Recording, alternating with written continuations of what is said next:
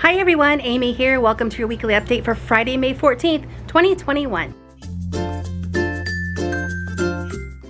So I think it's been a few weeks since I've been able to make a weekly update video. It has been wild and crazy around here. Mother's Day week is usually our busiest week of the year. Now this past week, the rain did us in. Definitely was not the busiest week of the year, but I'm sure it's coming. But I wanted to take you out and show you everything that's blooming, some things that are new. The roses were put out, and there's also something we're very, very proud of I wanted to show you.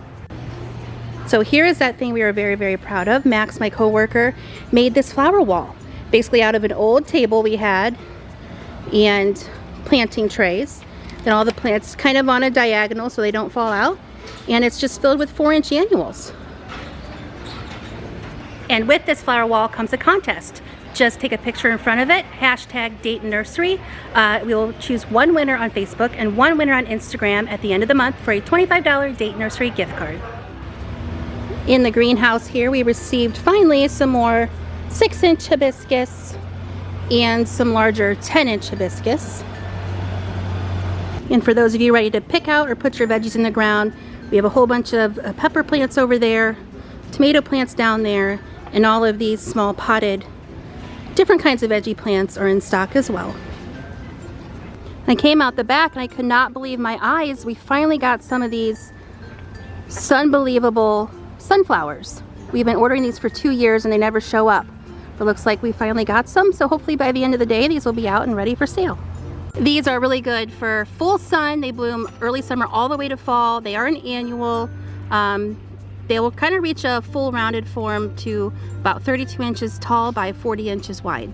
Okay, so now I'm going to head in here into the Perennial House and show you some really awesome bloomers, those Deciduous Azaleas, a really, really cool hydrangea, and a roses. So here are some of these Deciduous Azaleas. Aren't they awesome? It's like a really hot tropical color. These are more of an orangey yellow.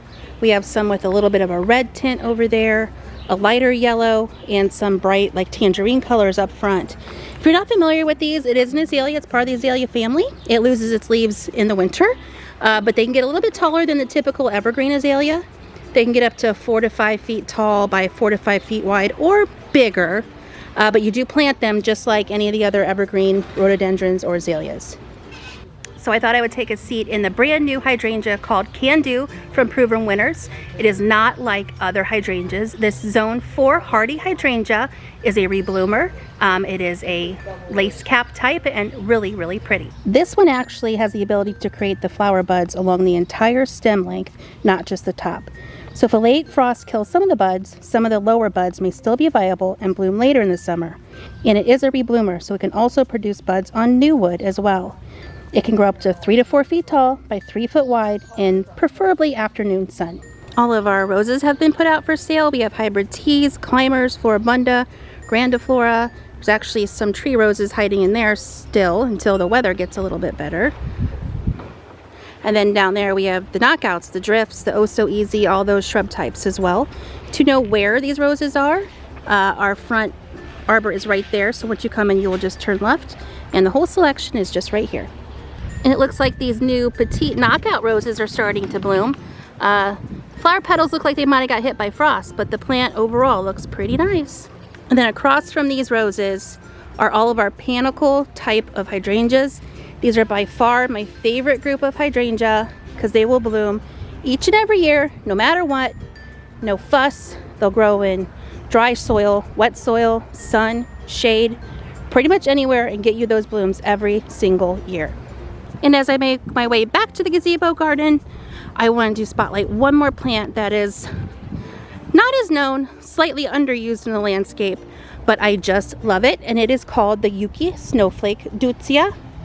It is just covered in these white flowers in spring. There's also a pink one, which I don't have in stock now, but they are just covered in these really nice flowers. It has a neat mounded habit, an attractive fall color too, so it can pretty much fit anywhere in the landscape. It grows to just 1 to 2 feet tall and wide in sun or part shade. You can also prune this back right after flowering to keep it a little bit tidier. Heading into the Perennial House, there's not anything really new in here, but I do know we are working on some new water plants, so hopefully I'll have an update on you for those next week. The Delphinium in here are looking terrific. Beautiful flowers, nice, tall, stately in the landscape.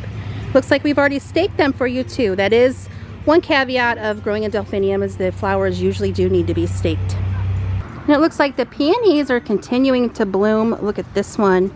It is called Do Tell. There's plenty others here on the table with buds that should open with the next few days in case you need to pick out a new peony for your landscape. Okay, last plant spotlight today, I promise. This is a plant called Catchfly Coryne. It's a hot pink catchfly. It's really cute. It's like a ground cover, very easy to grow, zone 4, so very, very hardy. Produces these really cute pink flowers. Usually summer to fall, but right now they've been in the greenhouse, so they're blooming a little early. Okay, I lied. One more plant. We do have rhubarb available here in the greenhouse. A lot of you have been calling. This one's Victoria. It's a 1 gallon, $9.99. If you like to make those bitter tart rhubarb pies or strawberry rhubarb ties. Did you know that rhubarb actually likes really moist soil? So if you have a moist area, that would be a good choice.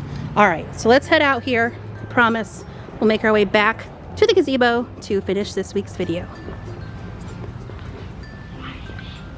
Okay, one more stop. It looks like these are on the wagon. They are being put out for sale. This is that strawberry called White Carolina. It is a pine berry, so it's a white berry with red seeds. Now it does need another pollinator, so choose a different strawberry pollinator variety to achieve berries. So I made it back to the gazebo garden here, way back in the back of the property near our annual house. Just wanted to finish this week with the gardening to-dos for mid to late May from our website. May 13th lists to apply preen after planting your annuals. So once you get those in the ground, either before or after mulch, apply that preen and it will really cut down on the amount of weeds you have. May 14th says to select your annual and veggie plants for the year. I think we've all been doing that for about a month or so now because it's been so nice, but it's now time to pick those out. I'm not sure about planting. We know how it's been this last week. We had frost just last night, so I wouldn't suggest planting them just yet. I'd probably wait another week or two and watch that weather closely. May 14th lists that Rhododendron catabiense varieties are in full bloom in our botanical garden, and they are. It looks great. I would definitely take a walk down there the next time you come. Also, it is almost time, or maybe time, to start trimming those very early spring blooming shrubs and trees. This would include forsythia, lilac, magnolia. If you do need to trim, and it is not necessary on any of those, if you do need to trim as the flowers fade or once they have bloomed. May 19th suggests to start spraying for that bagworm larvae on susceptible shrubs, and the #1 susceptible shrub for bagworm damage is the arborvitae. So if bagworm is something you have experienced in the past, it is definitely time to start spraying for that. We suggest just about anything. You could use 8, Bonide's Dead Bug Brew, Rose Shield, or the Bonide Systemic Insect Control.